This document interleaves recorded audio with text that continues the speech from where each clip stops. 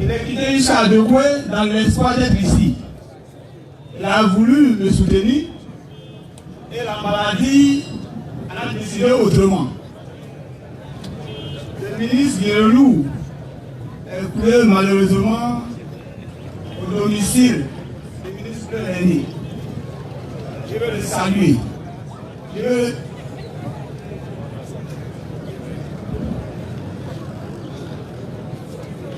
veux donc le saluer et lui dire merci d'être venu. Je veux dire merci également à mon maître, à mon enseignant, celui qui m'a orienté dès le départ, qui a aidé de Social à faire ses pas dans la politique, que j'ai nommé Kofi Lazare. Je te salue. Mes chers collègues ministres, c'est ça la grâce de Dieu. Je t'appelle collègue aujourd'hui. Je veux saluer le camarade président, vice-président du Front populaire ivoirien, très cher aîné, camarade Cédric Richard. Sois salué. Professeur Nguessan Thomas, c'est dans les amphis que j'ai été découvert. Et c'est la grâce qui fait que nous enseignons aujourd'hui ensemble. Et je t'appelle aussi collègue.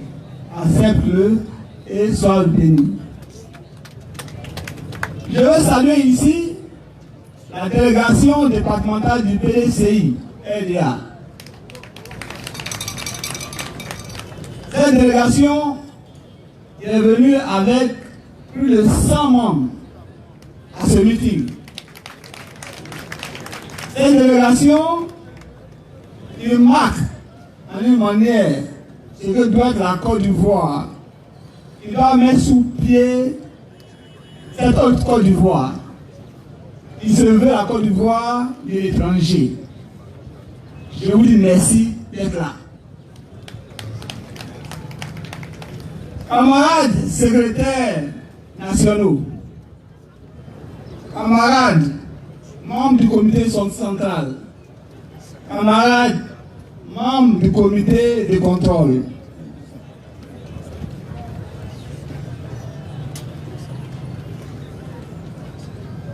mesdames et messieurs les secrétaires de fédération, c'est donc je vais dire messieurs les secrétaires de fédération, parce que le constat que nous faisons ici est malheureux. Aucune femme n'a compétit pour être secrétaire général de fédération. Ça, c'est un constat qui est malheureux. Nous avons voulu les 30% là aussi. Mais elle n'a pas fait d'effort. Monsieur le secrétaire et madame le secrétaire, il y a des sections. Messieurs et madame les militants du Front populaire ivoirien, chers frères et sœurs, militants du PDCI, venus nous soutenir. Camarades, frères, sympathisants du FPI dans le Tompi. Chers parents du Tompi, je ne vais pas oublier nos chefs de terre, nos chefs des villages. Chers pères, soyez salués.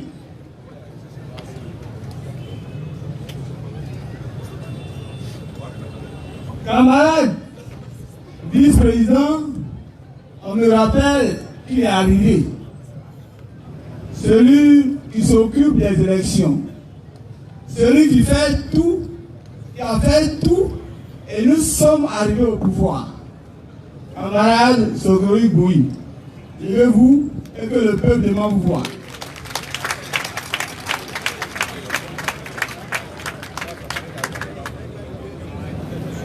Le camarade vice-président d'Étoile, levez-vous, il est chargé du social. Quand nous avons faim, c'est lui. Quand nous avons soif, c'est lui. Et quand on grossit comme ça, quand même que nous venons de l'exil, c'est parce qu'il est là. Merci d'être venu.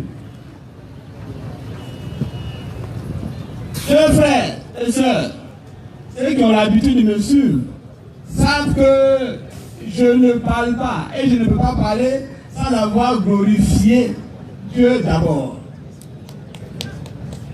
Je le fais pas par habitude, mais par obligation.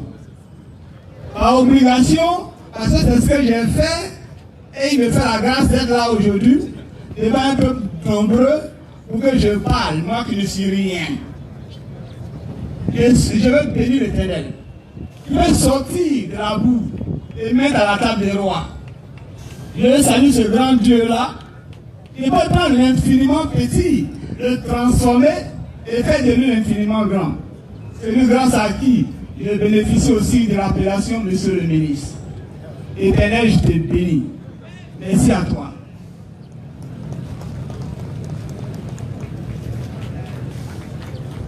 Ceci dit, mesdames et messieurs, lorsque nous avions décidé d'organiser ce moment, cette rencontre que nous avons appelée notre rentrée politique, rien ne nous assurait que ça pourrait avoir lieu. Et c'est pourquoi tout à l'heure, j'ai vu le président du comité d'organisation, mon très cher aîné, mon grand frère, que j'ai baptisé le gardien du temple dans le Tonki. Où est-ce qu'il est? Le PCO. Soit salué comme un secrétaire national chargé de la région. 8 ans qu'il a tenu. Nous venons en renfort. Merci et merci. Je ne cesserai jamais de te dire merci. Il a tenu, le FPA a tenu, et aujourd'hui, ensemble, nous faisons la route. Soyons bénis. Aujourd'hui, c'est un grand jour. Un très grand jour. C'est un nouveau départ que nous voulons prendre. Et ce nouveau départ se prend avec une grande dame. Une puissante dame. Celle qui a toujours voulu, malgré les difficultés, affronter celle-ci.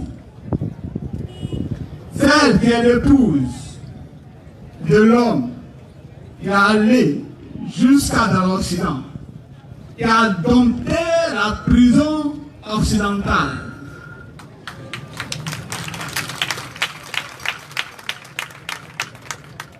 Je vais te saluer, camarade deuxième vice-président du Front populaire ivoirien. Ceux qui ne le savent pas, elle nous a fait cette grâce.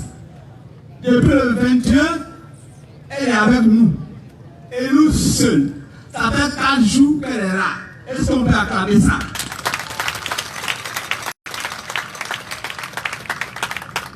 Elle est arrivée le 21 et nous avons fait pratiquement le tour de pratiquement tous les grands villages du monde. Nous sommes allés à Gombe-Goulé. Vous marquez, vous montrez aux parents du camarade, du ministre Ouaï Séné, qu'au FPI. Quand tu combats pour le FPI, même dans la mort, on ne t'oublie pas. Elle allait dire Yako à cette famille.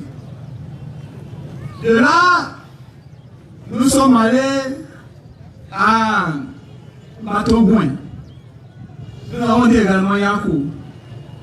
Et nous sommes allés de village en village jusqu'à ce qu'elle tombe le lundi 22 chez moi pour aller le rendre à mes parents. Moi qui avais été pris comme simple fonctionnaire. Et ce jour elle est arrivée, elle m'a rendu en tant que ministre de la République Côte d'Ivoire. Et des choses merveilleuses se sont passées.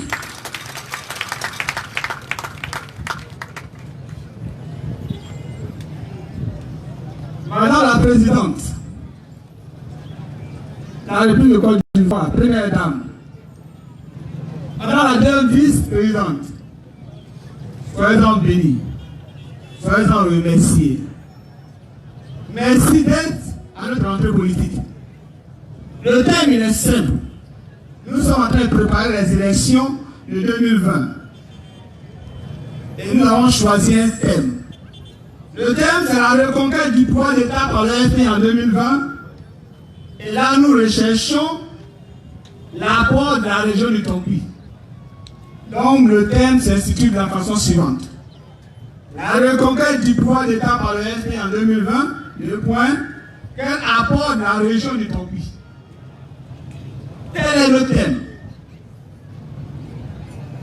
Et avant que je puisse développer ce thème, de façon très ramassée, je ne peux pas prendre un micro, parler politique sur la terre de moi, parler politique dans le Tompi, sans que celui qui a planté, qui a tout fait, qui a fait de nous aujourd'hui ce que nous sommes dans ce Tompi. Hier, quand il y a eu une manifestation, nous prenions tous en compte. Aujourd'hui, malheureusement, il n'est pas parmi nous. Mais ce sont des talents qu'il a laissés. Ce sont des talents qu'il a laissés et nous nous sommes mis ensemble pour fructifier ces talents. De sorte qu'à son retour, notre aîné, notre leader charismatique, celui qui a fait de nous, chacun ici présent, ce que nous sommes, que j'ai nommé le ministre Boissy. Je veux qu'on l'ovationne. Je veux qu'on l'ovationne. Et ce n'est pas Louis. Il faut ovationner le ministre Boissy. Ovationnons-le parce qu'il a fait le FPI dans le Tompi. Nous espérons qu'il viendra bientôt. Pendant ce temps, nous sommes là et nous entretenons son héritage. Et nous faisons l'effort de l'entretenir, de fructifier l'héritage. Et qu'à son retour, d'un talent, de deux talents, on nous présente 10. Et qu'ils nous disent, vous êtes des bons enfants. Et c'est là notre ambition. Priez tous pour le ministre. Et ayez la certitude qu'il reviendra. Parce que Dieu est avec lui. Oui, camarades et chers frères du Tompi, l'avenir de notre région est avec le FPI. C'est lui qui donnera au Tompi ses lettres de noblesse, toute sa force. Donc aujourd'hui, il est question pour nous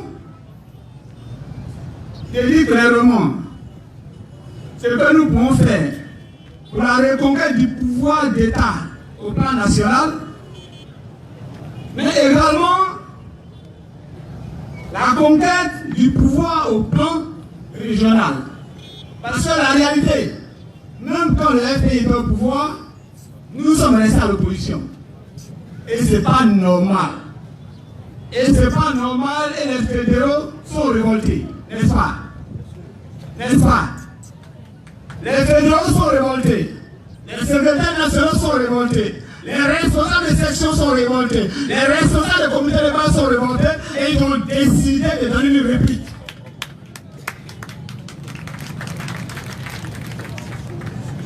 C'est pourquoi nous sommes là aujourd'hui.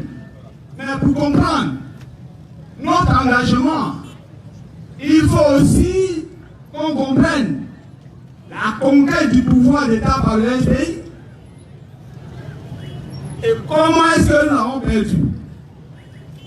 Nous l'avons exercé, nous l'avons perdu. Parce que depuis 2002, on a vu notre type d'opposition. Depuis 2002, on a vu l'opposition armée en Côte d'Ivoire. Laurent Gbagbo a fait 30 ans. Je vous dis 30 ans. Il est allé en prison, il est sorti de prison. Il a tourné partout, mais il n'a jamais pris un couteau. Un seul petit couteau. Dans l'espoir d'agresser quelqu'un et obtenir le pouvoir.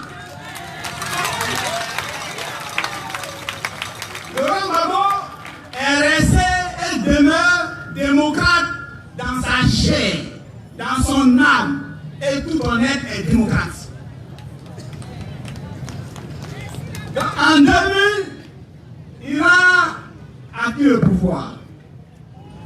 Et ces acquis de l'exercice de ce pouvoir-là sont là. Les parents qui vont au champ. Hier, on vendait votre cacao à 1000 francs, 1100 francs. Et il a commencé à avoir des grosses villas dans les villages. Nos parents ont commencé aussi à se payer des véhicules. Les parents dans les villages avaient commencé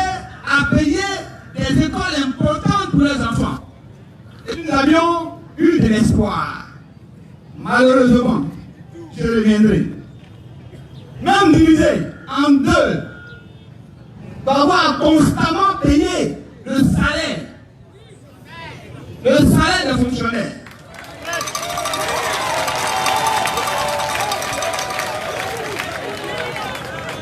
Même coupé en deux, Laurent Gbagbo a continuellement remboursé les dettes de la Côte d'Ivoire. Et nous sommes allés tranquillement, tout doucement, vers le point d'achèvement de ce qu'on appelait PPTE, l'initiative PPTE, qui devait nous donner assez d'argent. Assez d'argent. Et Gbagbo l'a fait. Sans aide extérieure, il a payé tout le monde. Et puis il a payé les crédits que les autres ont pris. Il a fait.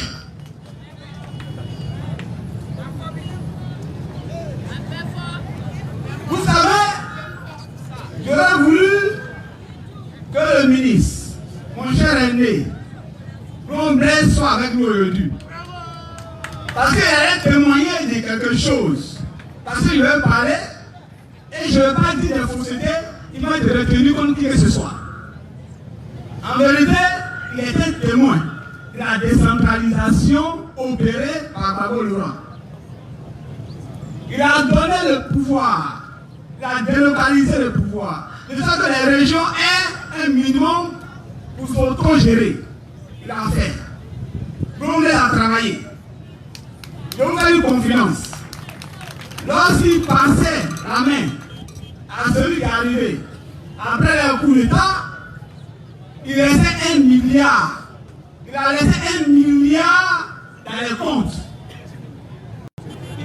C'est parce que Gbagbo a travaillé, c'est parce que Gbagbo le soutenait que vous voyez les rues se tracer de ça et là. C'est ça la politique de Gbagbo. On ne veut pas parler, si on va personnaliser. Voilà, on dit de Socha le ministre et il parle aussi. Ça, c'est la signature de Gbagbo. Et comme moi, il y a au moins 6 ministres dans la région du fait de Gbagbo. Il y a mon cher aîné, tout à l'heure j'ai parlé de lui. Parce que quand il est sur les épaules de quelqu'un et puis il essuie des larmes, en public, il faut parler de lui pour qu'on puisse lui dire un petit mot. Mais les ministres, il y a eu 7. Nous sommes 2 ici actuellement, il y a moi. Il y a le grand frère d'abord, l'aîné, et puis moi ensuite. Parce que moi, je sais pas, je suis venu devant lui. Hein. Les présidents d'institutions, nous en avons eu. Les directeurs généraux des registres financiers, c'est-à-dire DG des douanes, DG des impôts, tout l'argent de Côte d'Ivoire était dans la main des hommes de l'Ouest, y compris. C'est ça la vérité. C'est ça Gbagbo. C'est les gains que nous avons eu avec Gbagbo.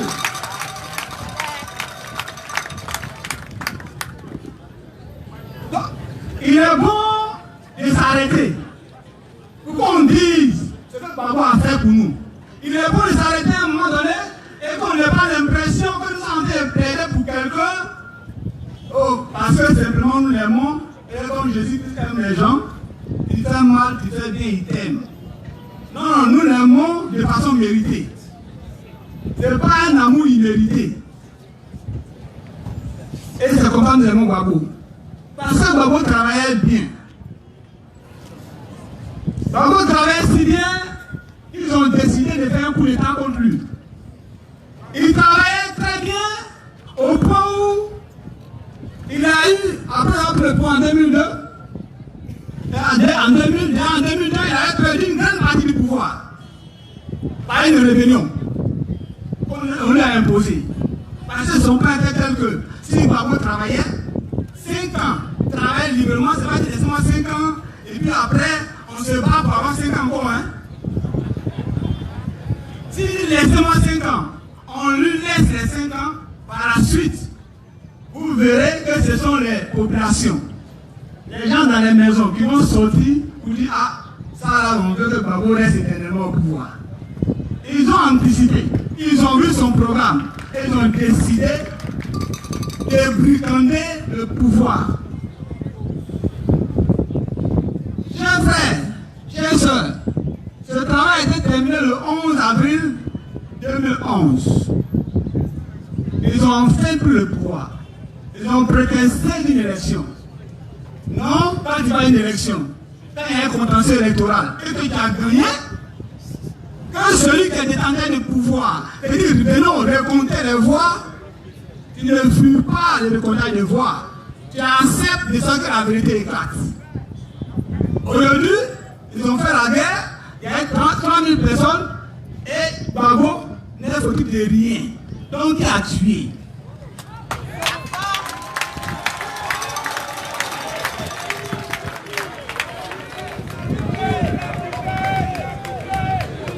Qui a tué?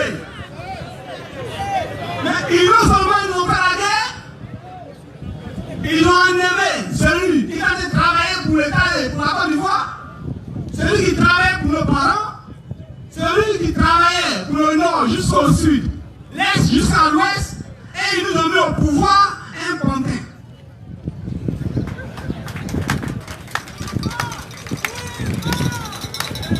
Quelqu'un qui attend cette décision de l'extérieur comme un sous-préfet.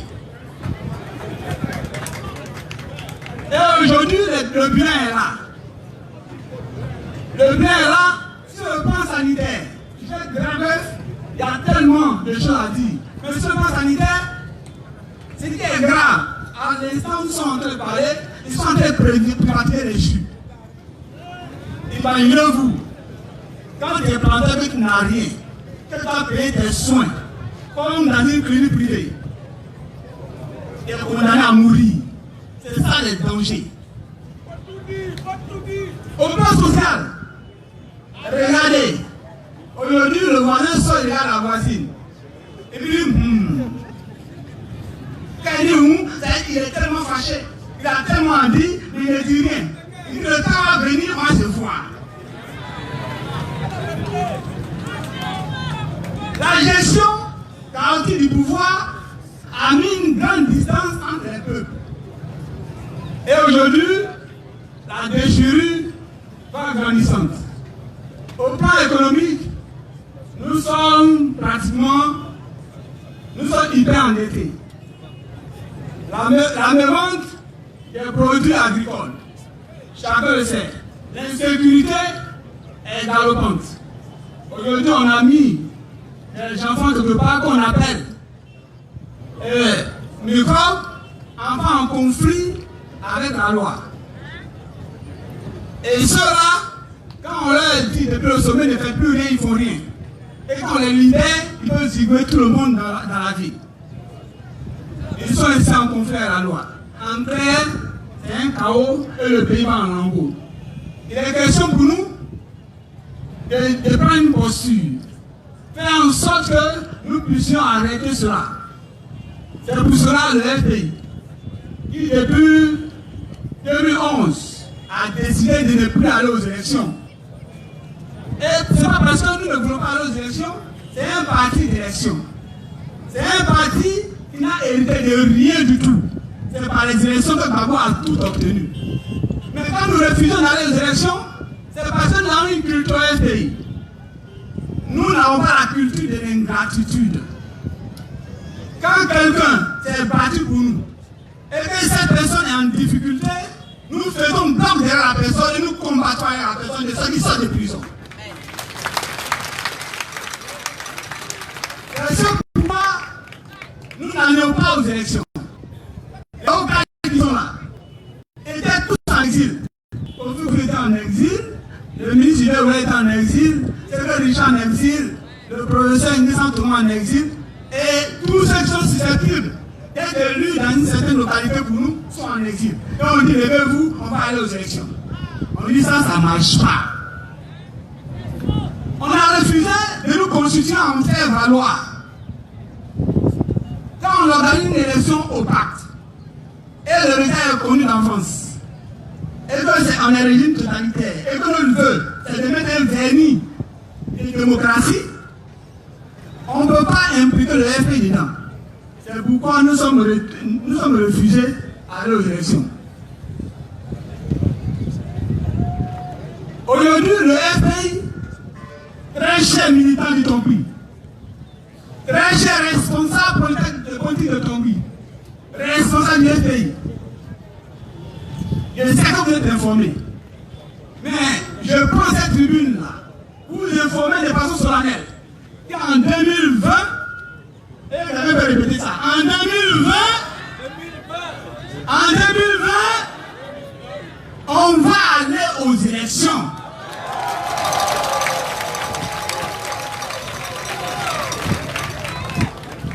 On va aller aux élections parce que Gbagbo est déjà libre. Gbagbo va venir bientôt. Nous allons aller aux élections, mais pas à n'importe quelle élection. C'est pourquoi le FPI a toujours demandé de mettre en place une série consensuelle. Et dans le Tongui, nous ne faisons que réclamer une série consensuelle. Donc, pour obtenir cette série consensuelle, il faut bien qu'on se lève. Il faut bien qu'on se détermine à la bataille. Parce que ce n'est pas du tout donné. Il faut arracher la CEU. Il faut arracher la CEU consensuelle. Dans les campements, il faut donc se préparer. Dans les hameaux, il faut se préparer. Dans les villages, préparons-nous. Dans nos villes, préparons-nous parce que la lutte va s'engager. Si je viens à cette tribune et que je ne dis pas que cette lutte est spirituelle, j'aurais failli.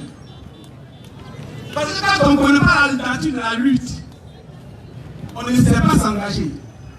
Quand la lutte devient spirituelle, tu tends l'oreille et tu vois l'orientation de Dieu. Et tu fais fi des circonstances et tu avances. Tu as dit, et quand on fait le point de vue, le point nous démontre qu'il est clair et net que Dieu est au contrôle de notre lutte. Je vous donne quelques indicateurs. Je vous donne quelques indicateurs rapidement. Vous savez que Gbagbo, son épouse, ses enfants, eux tous, qui étaient dans le Gunga, que des milliers de tonnes de bombes sont tombées sur eux, ça a tout cassé et ils sont sortis vivants. On dit merci à qui? On dit merci à qui?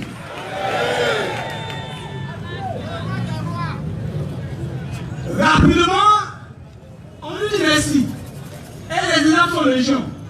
Ce Gbagbo a été engagé 8 mois durant. Il est sorti, il est allé en prison, à La Haye. Au lieu de La Haye, cette prison, la CPI, est tentée d'aller en Mambo. Parce qu'elle a réussi à son sein, Laurent Gbagbo. On dit merci à qui? Au moment où les avocats ont plaidé près de 15 fois la liberté provisoire, ils ont refusé la liberté provisoire. Comme pité par quelque chose, subitement, on dit non, Gbagbo, tu as quitté, il faut partir rapidement d'ici. On dit merci à qui? Je le dis pour qu'on s'approprie le fait que cette lutte-là est spirituelle. Et quand la lutte devient spirituelle, les circonstances ne comptent plus.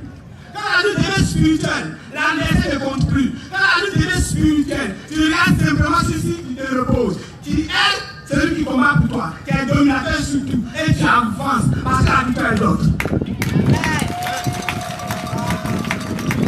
Chers frères et sœurs, nous allons corps rapidement parce que je sens qu'il faut aller rapidement. Mais la lutte, celle qu'elle est devenue, quand elle devient spirituelle, faisons un effort. Faisons un effort pour que les murmures à nos cessent. Il faut se concentrer sur l'objectif.